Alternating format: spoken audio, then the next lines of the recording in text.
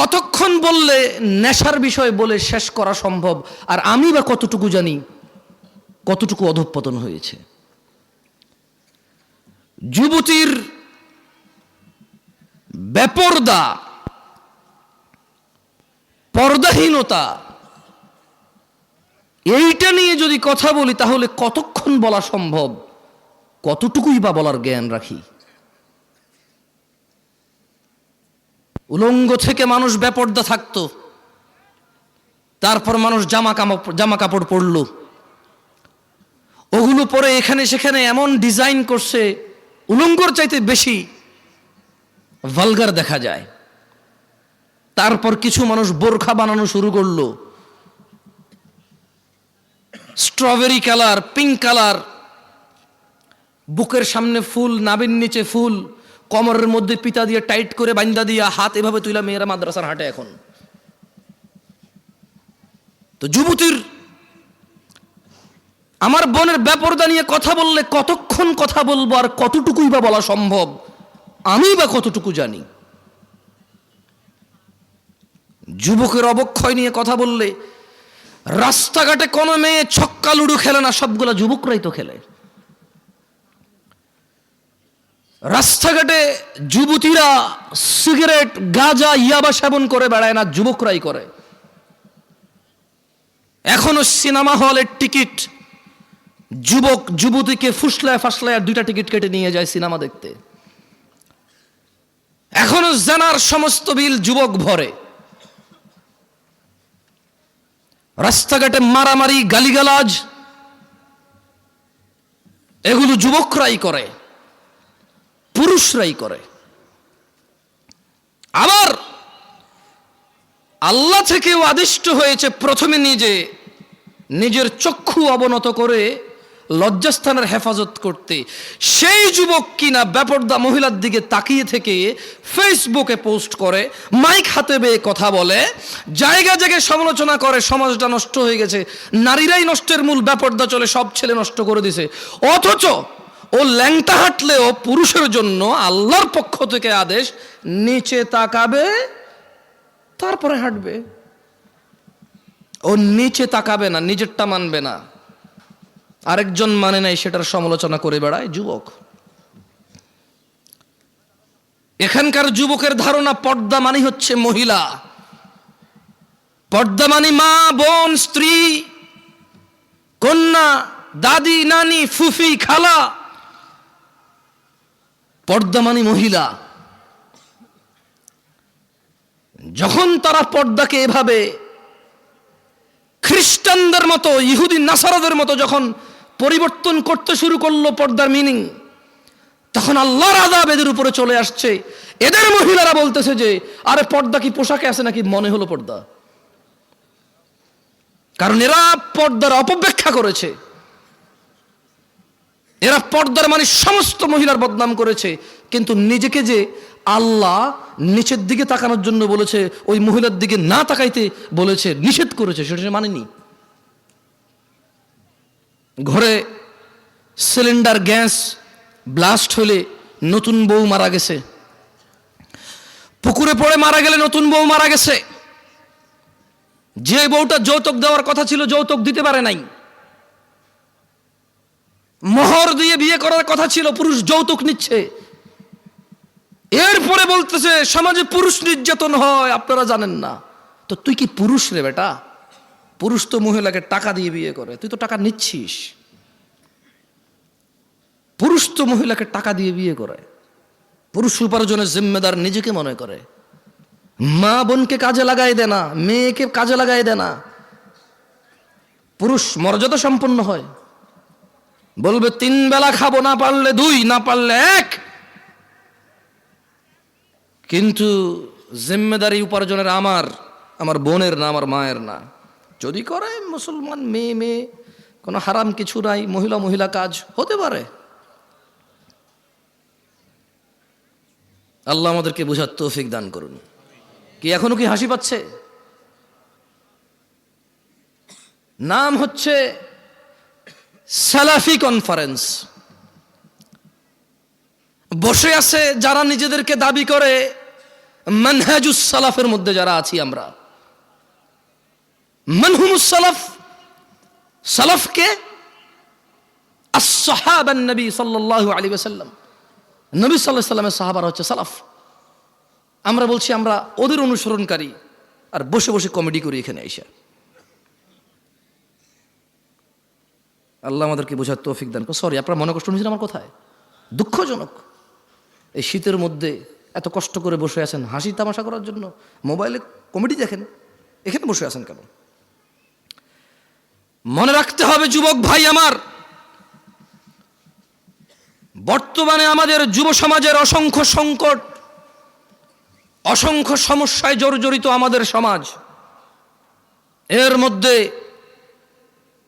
Number 1 আর number 2, কোনটা 1 number কোনটা 2 number এটা বলা কঠিন হয়ে যাবে। নেশা আর জেনা, জেনা 1 নাম্বার নাকি নেশা 1 নাম্বার এটা বলা কঠিন হয়ে যাবে, এমন ব্যাপক হারে হয়েছে। ছেলে জেনার সম্পর্ককে প্রেম বলে, ভালোবাসা বলে। ছেলে জেনার সম্পর্ক কন্টিনিউ করে কেন? বিয়ে করবে আশ্বস্ত হয়ে। সে জেনাকে হালাল মনে করে নিয়েছে, কারণ সে মনে করে ওই মেয়েকে সে বিয়ে করবে, এই জন্য তার জন্য এটা হালাল মনে করে সে। অথচ সে ভুলে যায় সে মারা যেতে পারে। সে ভুলে যায় ওই একই মেয়েকে বিয়ে করলেও বিয়ের আগের সম্পর্ক হারাম হারাম বলেই থাকবে লিপিবদ্ধ।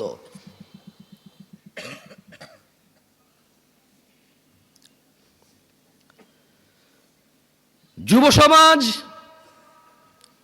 মাদকের মরণ নেশায় মেতে উঠেছে।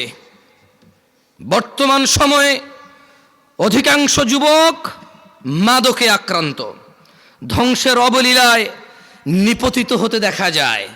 বিভিন্ন ধরনের মাদকের সয়লাভ যুবকদের মধ্যে ছড়িয়ে পড়াতে তারা কোনো না কোনো উপায়ে নেশাগ্রস্ত হয়ে পড়েছে। যারা নেশা করে তারা অধিকাংশই জানে নেশা কোনো রকম উপকারী বা ভালো কাজ নয়, এবং তা মানুষের জীবনাশক্তি বিনষ্টকারী। এইসব জেনে শুনেও যুবক মাদকাসক্ত নেশার অন্ধকার জগতের মধ্যে থাকতে চায়। ও থাকতে চায় নেশায় বিভোর হয়ে, উদাসীনতায় মেতে থাকতে চায়, এটা জেনেও যে নেশা ওকে ধ্বংসের সর্ব উচ্চ পর্যায়ে নিয়ে যাবে, ধ্বংসের সর্বশেষ পর্যায়ে নিয়ে যাবে, এটা ও জানে, তারপরও সে মেতে থাকতে চায় নেশায়। মাদকাসক্ত তরুণ প্রজন্ম ধর্ম কর্ম সব কিছু বিসর্জন দিয়ে হতাশাকে, স্যাডনেসকে, সরৌনেসকে আপন করে নিতে চায়, সঙ্গী করে নিতে চায়। জীবনের চলার পথ থেকে বিভ্রান্ত হয়ে পড়েছে এবং বিবেক বুদ্ধি হারিয়ে সামাজিকতা থেকে দূরে সরে যেতে চায় যুবক, নেশায় আসক্ত হয়ে, নেশাকে আপন করে নিয়ে। অথচ মুসলমানের সন্তান জুমা পড়ে, খুতবা শোনে, ওয়াজে আসে, মক্তবে পড়েছে, মাদ্রাসায় পড়েছে, ওর পরিবারের কেউ না কেউ মাদ্রাসায় পড়েছে, ও ওয়াজ শুনে ইউটিউবে, তারপরেও সে ইসলামের বিধিবিধান সম্পর্কে গাফেল ও বেপরোয়া। অথচ ইসলাম মানুষকে নেশা গ্রহণ, মাদক সেবন হতে সম্পূর্ণ নিষেধ করে। মানুষকে ধ্বংস ও করুণ পরিণতি হতে রক্ষা করার জন্য ইসলামী অনুশাসন মেনে চলার কোনো বিকল্প নেই যুবক ভাইয়েরা। তাই আমাদের জানতে হবে ইসলাম মাদক সম্পর্কে কি কি দিক নির্দেশনা দিয়েছে। কি ঠিক কিনা বলতেছেন না যে কি খারাপ লাগতেছে? তা 2-3 বার জিজ্ঞেস করে নি, বলেন, তাহলে ঠান্ডা হয়ে যাবেন। বলবেন যে এত কষ্ট করে ওনার লাগে বসে আছি, উনি একটাবারও ঠিক কিনা গুলো না, ঠিক বলতে পারলাম না। আজকে তো ওয়াজে যে ঠিক হয়েছে স্বীকৃতি দিতে পারলাম না, সার্টিফিকেট দিতে পারলাম না, ঠিক কিনা? ভালো হয়েছে, ঠিক আছে, আর ভালো লাগবে না। লা ইলাহা ইল্লাল্লাহ। দই জমান ভাই, মানুষ জমায়েন না, ওয়াজ জমায়েন না, ওয়াজরে জমতে দিয়ে না, জমে গেলে তো বসে যাবে, শেষ। আমি চাই ওয়াজ না জমুক, ওয়াল্লাহ আমি চাই শ্রোতা না জমুক, ওয়াজ না জমুক। আমি চাই আল্লাহর এই পৃথিবীতে কত নবী রাসূল প্রেরণ করেছে যাদের উম্মত খুবই অল্প সংখ্যক, কিন্তু তারা অসফল নয়। অ্যাজ এ নবী এবং অ্যাজ এ রাসূল আলাইহিমুসসালাম আজমাইন তারা অসফল নয়। আমি জামশেদ মজুমদার কখন এটা বিশ্বাস করি না এত বড় প্যান্ডেলে এত মানুষ থাকলেই কল্যাণ। আমি বিশ্বাস করি man to man, eye to eye. একজনের সামনে বসে আছি, কথা বলতেছি, ও কানেক্ট হয়েছে, ও বুঝতেছে আমি কি বলছি, ও মেনে নেওয়ার পক্ষে উদ্বুদ্ধ হয়েছে এবং চেষ্টা করতেছে মেনে নেওয়ার জন্য। আমার কাছে এইরকম এত পরিমাণ শ্রোতার চাইতে ওই একজন অনেক বেশি মূল্যবান, যে নিজেকে সংশোধন করার জন্য শুনে। যে সংস্কৃতি মাহফিল একটা বাৎসরিক সংস্কৃতি আদায় করতে আসে না, যে দিন শিখতে আসে, সে আমার কাছে বেশি মূল্যবান। যাই হোক, ইসলাম মাদক সম্পর্কে আমাদের যে দিক নির্দেশনা দেয় তা সম্পর্কে জানা অত্যন্ত জরুরি। আপনার কি মাইকটা কি আবার চেঞ্জ করছেন সাউন্ড?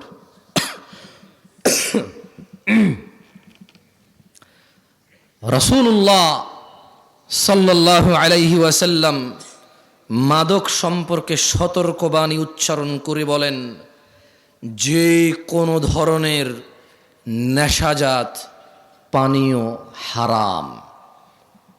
কোন ধরনের? এইগুলা বলিয়েন, ঠিক ব্যাঠিক জিজ্ঞাসা করবো না, মানে এতক্ষণ তো কথা বলছি, এখন দুই একটা হাদিস পড়বো, আয়াত পড়বো, আপনাদেরকে জিজ্ঞেস করব। যেটা জিজ্ঞেস করব ক্লাসে যেমন শিক্ষকরা ছাত্রদেরকে পড়ায়া জিজ্ঞেস করে, ছাত্ররা বলে, আমি চাই একটা হাদিস পড়ব, আপনাদের জিজ্ঞেস করব, আপনারা বলবেন। তাহলে কি হবে?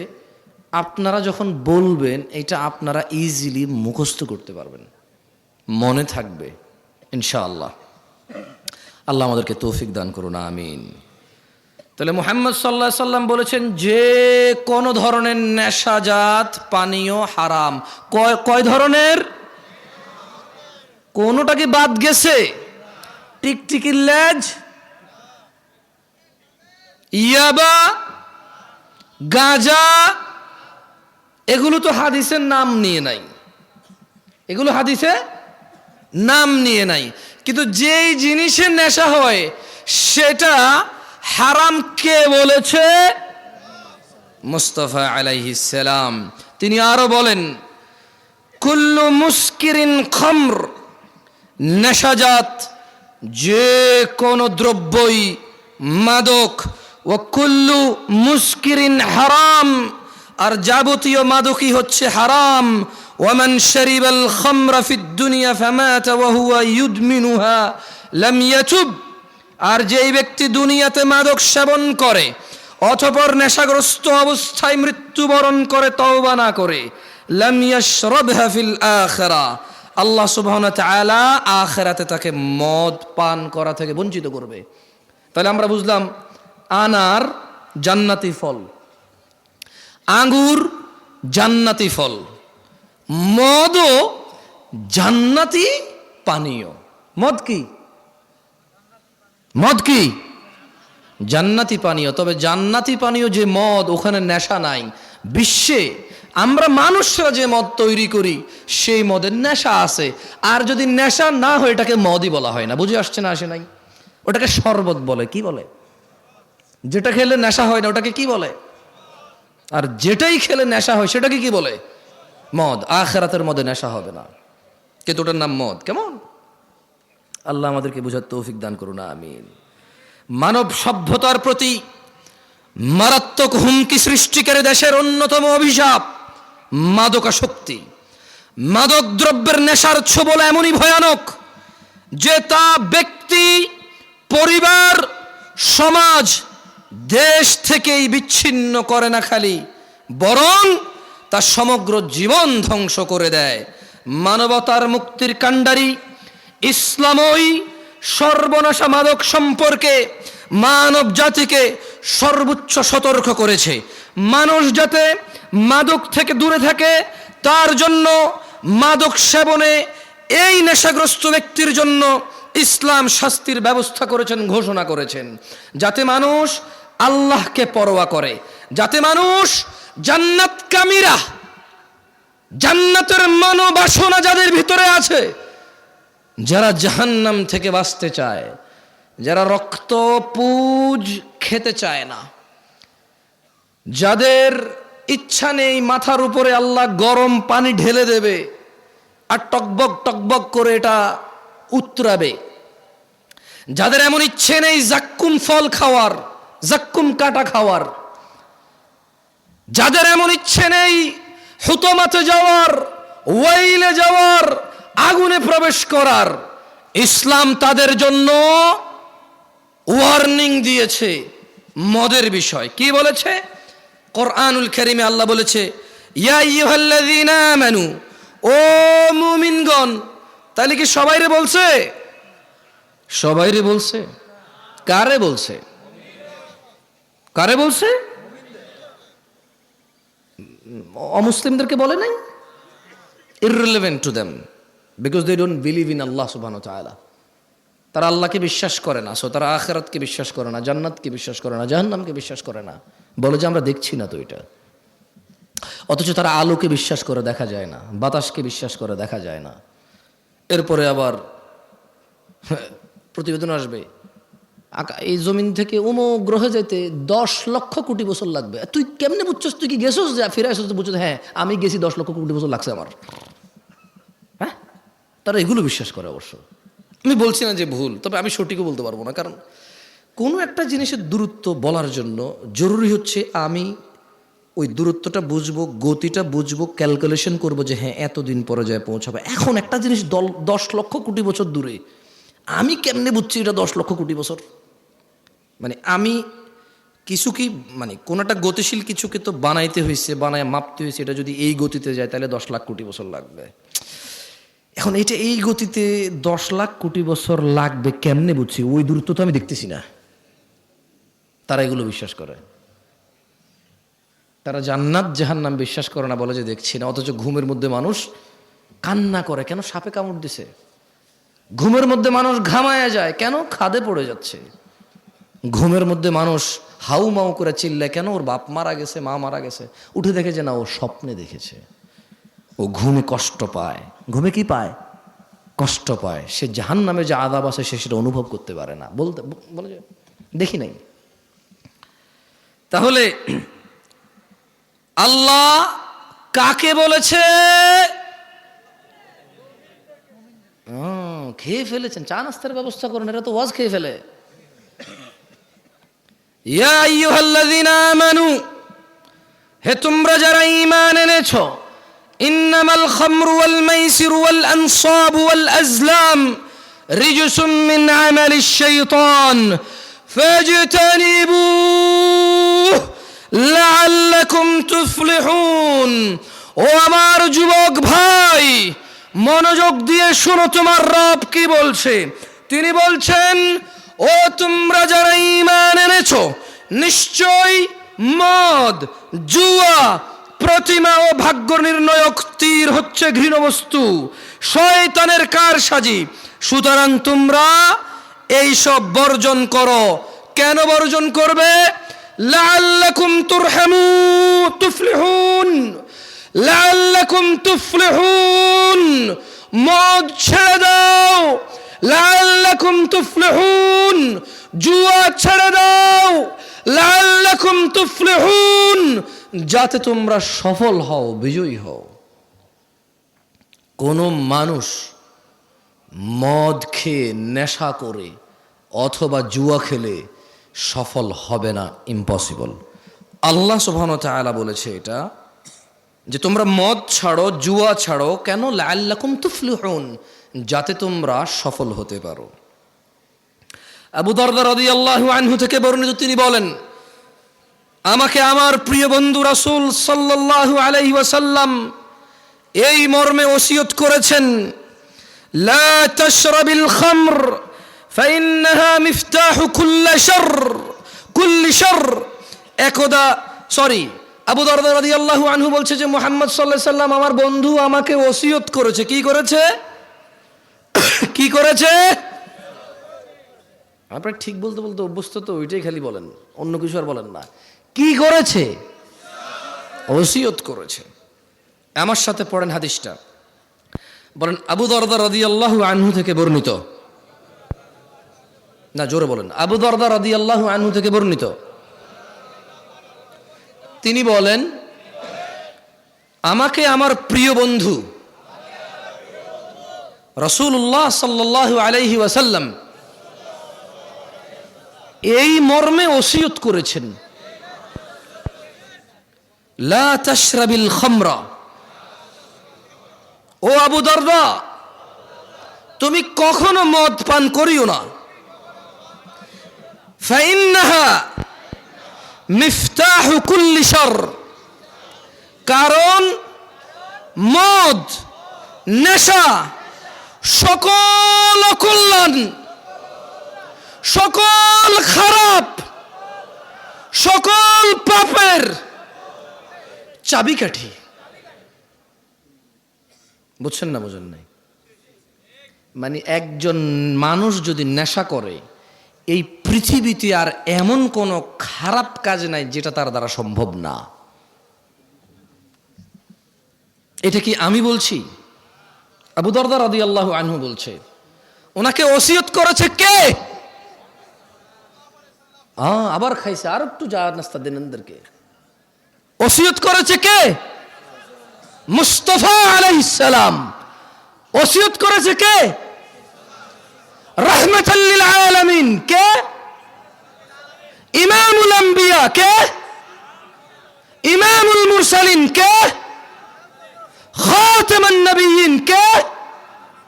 ওসিয়ত করেছে যে ও আবু দারদা তুমি নেশা করিও না, তুমি যদি নেশা করো তাহলে এটা সকল পাপের, সকল অকল্যাণ, সকল অঘটনের চাবিকাঠি হচ্ছে এই নেশা। তাইলে ছোট্ট একটা গল্প বলি বনি ইসরাইলের। কেমন? আল্লাহ নবী সাল্লাল্লাহু আলাইহি ওয়াসাল্লামও বলেছে যে তোমরা বনি ইসরাইলের গল্প বলো, তবে মিথ্যা বলিও না। কি বলিও না? মানে বানায় বানায় বলিও না। তাহলে আমি কি ছোট্ট একটা বনি ইসরাইলের গল্প বলবো? আপনাদের কষ্ট হয়ে যাচ্ছে, আমি বক্তব্য ছেড়ে দেবো ইনশাল্লাহ 2-1 মিনিটের মধ্যে। আপনি না গেলেই বলি, আর কত মানুষ কষ্ট পাইতেছে, আপনি চালান। আমি পারবো না এত বেশি চালাইতে, বেশি চালাইলে ব্রেক ধরবে না, পরে পরে ডাইরেক্ট 120 গতিতে মারলে 30-40টা পিছিয়ে এসে মেরে দিবে গাড়ি।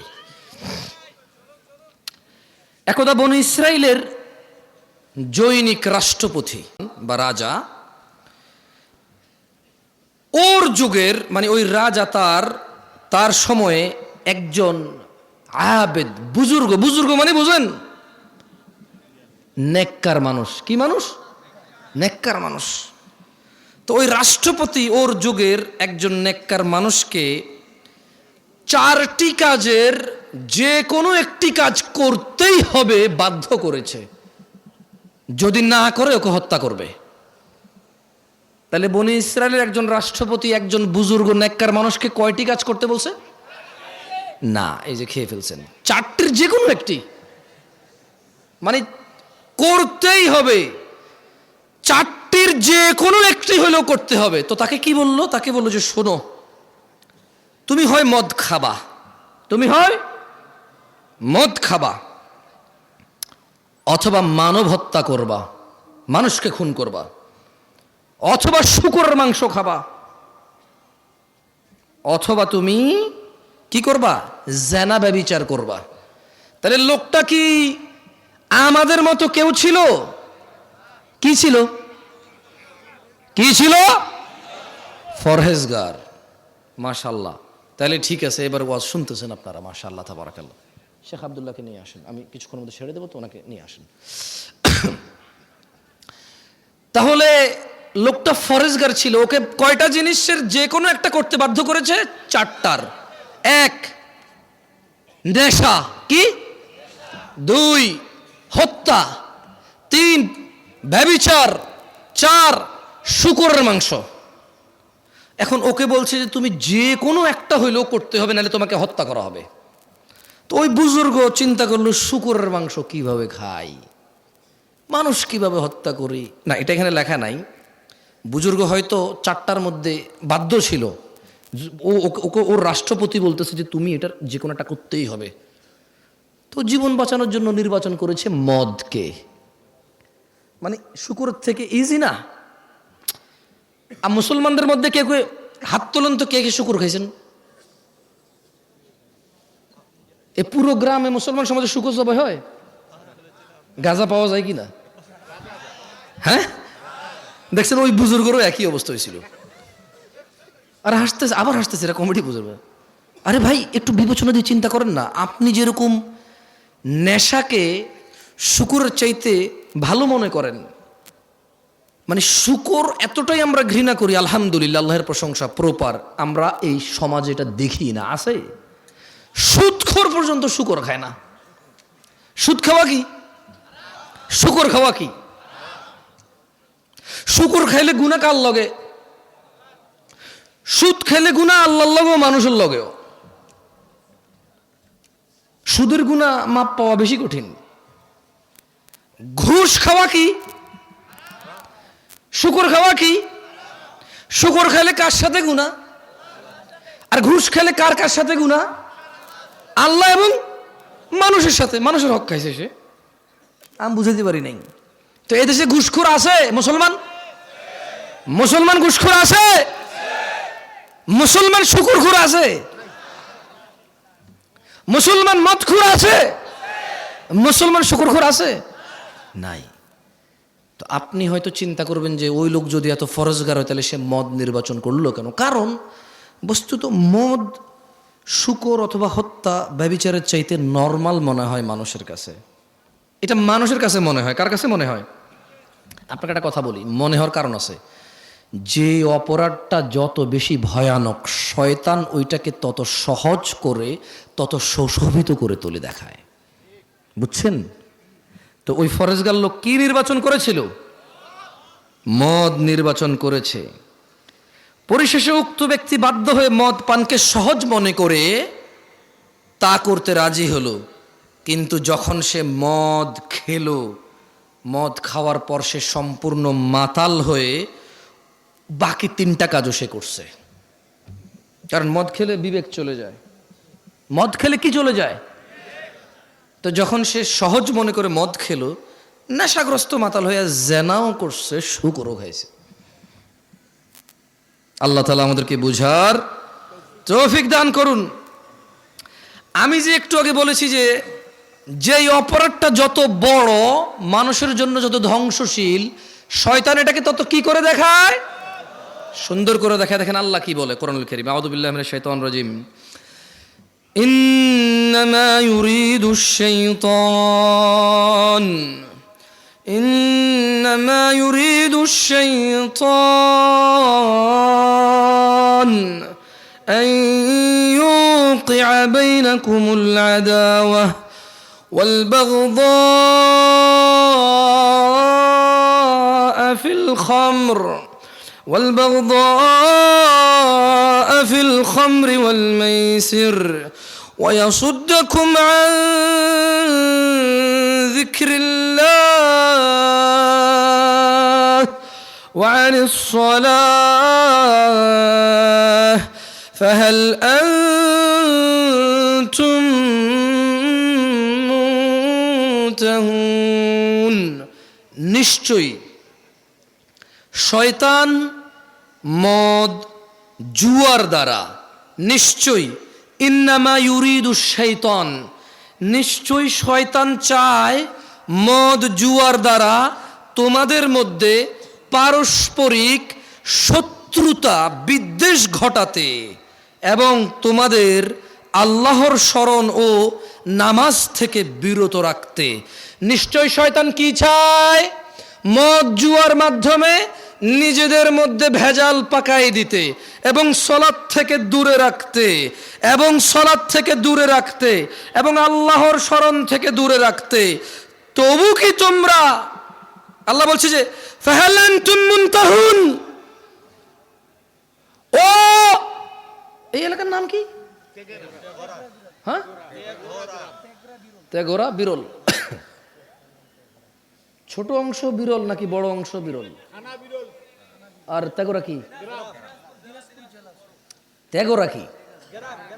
আরে বাপরে, মাশাআল্লাহ, গ্রাম এত বড় হয়? ঘন বসতি ভাই আপনাদের দিকে, মাশাআল্লাহ মাশাআল্লাহ তাবারাকাল্লাহ। তাইয়্যিব, তাইলে সূরা আল মাইদা আল্লাহ বলছে যে ইন্নামা ইউরিদু শাইতান, শয়তান চায় আন ইউকিআ বাইনাকুমুল আদাওয়াতা ওয়াল বাগদাআ ফিল খামরি ওয়াল মাইসির, শয়তান চায় তোমাদের মধ্যে মদ আর জুয়ার মাধ্যমে পরস্পরে বিদ্বেষ, শত্রুতা লাগায় রাখতে। ওয়াসুদ্দাকুম আন যিকরিল্লাহ, এবং সে চায় তোমরা আল্লাহর স্মরণ ভুলে যাও। ওয়া আনিস সালাহ, শয়তান চায় তোমরা নেশার জুয়ার বলিবশত হয়ে নামাজ থেকে বিরত থাকো। আল্লাহ আজ্জা ওয়া জাল বলছেন ফাহাল আনতুম মুনতাহুন, তবু কি তোমরা বিরত হবে না নেশার জুয়া থেকে? কি থেকে? তাহলে নেশার জুয়ার মধ্যে শয়তান কি করতে চায় আমাদের পরস্পরের মধ্যে? ভুলে গেছেন সবাই। নেশা আর জুয়া এই দুইটা দিয়ে শয়তান আমাদের আপোষে কি করতে চায়? শত্রুতা লাগায় রাখতে চায়, মারামারি হানাহানি করাইতে চায়, আর আল্লাহর জিকির থেকে বিরত রাখতে চায়, আর নামাজ থেকে বিরত রাখতে চায়। আল্লাহ খুব সুন্দর করে প্রশ্ন করেছে, ও বিরলবাসী, আল্লাহর প্রশ্নের কি উত্তর দিবা? দিবা? দিবা? আল্লাহ বলছেন ফাহাল আনতুম মুনতাহুন, এই মদ জুয়া ছেড়ে দিয়ে নিজেদের শত্রুতা থেকে মুক্ত হয়ে আল্লাহর শরণে ফিরে এসে সালাতে ফিরে আসবা। ওয়া মা তাওফীকি ইল্লা বিল্লাহ, আল্লাহ আমাদেরকে তৌফিক দান করুন। যাই হোক, আমাদের শেখ আব্দুল্লাহ ইবনে আব্দুর রাজ্জাক হাফিজাহুল্লাহ চলে আসছে। আমি অনুভব করি মন থেকে আমার কথা বলা এবং ওনার কথা বলা দুইটা কথা হলেও ওনার কথা বলায় আমার কথা বলার চাইতে বেশি জ্ঞান প্রচার এবং প্রসার পায়, এটা আমি মনে প্রাণে বিশ্বাস করি। সেজন্য আমি জ্ঞানকে অগ্রাধিকার দেব, বুদ্ধিমত্তাকে অগ্রাধিকার দেব, দিয়ে আমি আমার বক্তব্য বেশি লম্বা করব না, 2-3 মিনিটের মধ্যে শেষ করে দেবো ইনশাআল্লাহুল আজিজ। মাদকের বিস্তার কিয়ামতের আলামত। ভাই আমার, ঘুষ, সুদ, চুরি, ডাকাতি, দুর্নীতি করে এই সম্পদের পাহাড় কার জন্য? সন্তানের জন্য। তোমার সন্তানের উপরে আসমানটা ভেঙে পড়বে, এই জমিনটা ফেটেও ধসে যাবে, কারণ তুমি টাকার বলিবশত হয়ে, ক্ষমতার বলিবশত হয়ে, উদাসীনতায়, শারীরিক আনন্দে তুমি ভুলে গেছো আনাস ইবনে মালিক রাদিয়াল্লাহু আনহু قال, আনাস ইবনে মালিক রাদিয়াল্লাহু আনহু থেকে বর্ণিত, তিনি বলেন قال রাসূলুল্লাহ সাল্লাল্লাহু আলাইহি ওয়াসাল্লাম, আল্লাহ রাসূল সাল্লাল্লাহু আলাইহি ওয়াসাল্লাম বলেছেন, মিন আশরাতিস সাআতি আন ইউরফাআল ইলম, কিয়ামতের আলামত হচ্ছে, কিয়ামতের আলামতের অন্যতম আলামত হচ্ছে ইলম উঠে যাওয়া, ওয়ায়াসবুতাল জাহল, মূর্খতা প্রতিষ্ঠিত হওয়া, ওয়ায়ুশরাবাল খামরু ওয়ায়াযহারাজ জিনা, মানে কিয়ামতের অন্যতম আলামত হচ্ছে ইলম উঠে যাবে, মূর্খতা প্রতিষ্ঠিত হবে, মদ পান ও জানা ব্যভিচার প্রচার হবে, ব্যাপক হবে, বৃদ্ধি পাবে। তো জানা ব্যভিচার আর নেশা করে যে তুমি কিয়ামতকে নিয়ে আসবা, এই সম্পদ, এই সুন্দর বাড়ি গাড়ি, সন্তান তো ভোগ করতে পারবে না, ওর উপরে তো পাথরের বৃষ্টি হবে, ওর উপরে তো জমিন, ওর নিচে তো জমিন ধসে যাবে, ও তো ওর গোষ্ঠী শুদ্ধ উদ্ধার হয়ে যাবে। ভাই, সো নিজের সন্তানের কথা চিন্তা করো। এই পৃথিবীতে কিয়ামত ডেকে আনার তো দরকার নাই। আল্লাহ যেই অন্যায়গুলো করলে পৃথিবীকে আর টিকায় রাখবে না, সেই অন্যায়গুলো থেকে আল্লাহ আমাদেরকে বিরত হওয়ার তৌফিক দান করুন। এই পৃথিবীতে আমরা আমাদের সন্তান সন্ততি সহ আল্লাহর ইবাদত করে, আল্লাহকে সন্তুষ্ট করে, আল্লাহর সন্তুষ্ট চিত্তে আল্লাহর সাথে সাক্ষাৎ করার আল্লাহ তাআলা আমাদেরকে তৌফিক দান করুন। আমি আল্লাহ সুবহানাহু ওয়া তাআলার কাছে এই ফরিয়াদ করি, আমার ভাইদের সর্বশেষ একটি হাদিস শুনিয়ে আমি আমার বক্তব্য শেষ করব। ভাই আমার, তোমরা যারা নেশার সাথে জড়িত আছো, তোমাদেরকে বলি, জাবের রাদিয়াল্লাহু আনহু থেকে বর্ণিত একটি হাদিস, রাসূল সাল্লাল্লাহু আলাইহি সাল্লাম বলেছেন, যারা দুনিয়াতে নেশা করবে তাদেরকে আখিরাতে আল্লাহ সুবহানাহু ওয়া তাআলা জাহান্নামীদের শরীরের পচা, গলা, পুজ, ঘাম পান করানোর বিষয়ে তিনি সুবহানাহু ওয়া তাআলা প্রতিশ্রুতি দিয়েছে। যারা নেশা করবে, নেশাখোরদের আখিরাতে আল্লাহ সুবহানাহু ওয়া তাআলা জাহান্নামীদের পচা, গলা, পুজ, ঘাম খাওয়াবে। আল্লাহ তাআলা আমাদেরকে এই আযাব সম্পর্কে হৃদয়ে অনুভূতি দিয়ে ওনার কাছে বিগত দিনের বিষয়গুলোর জন্য ক্ষমা চেয়ে ওনার দরবারে আল্লাহ সুবহানাহু ওয়া তাআলা আমাদেরকে ওনার সাথে সাক্ষাতের তৌফিক দান করুন, আমিন। আকুলু কওলি হাযা ওয়াস্তাগফিরুল্লাহ লি ওয়া লাকুম ওয়া লিসাইরিল মুমিনিনা ওয়াল মুমিনাত ফাস্তাগফিরু ইন্নাহু হুয়াল গফুরুর রহিম। আমি আল্লাহর কাছে দোয়া করি, আল্লাহ তাআলা আমাকে ক্ষমা করুন এবং আপনাদেরকে ক্ষমা করুন। আপনারাও আল্লাহর কাছে দোয়া করিয়েন, আল্লাহ আপনাদের ক্ষমা করুক এবং আল্লাহ আমাকে ক্ষমা করুক। সুবহানাকা আল্লাহুম্মা ওয়া বিহামদিকা আশহাদু আল্লা ইলাহা ইল্লা আনত আস্তাগফিরুকা ওয়া আতুবু ইলাইক। ওয়াসসালামু আলাইকুম ওয়া রাহমাতুল্লাহি ওয়া বারাকাতুহু।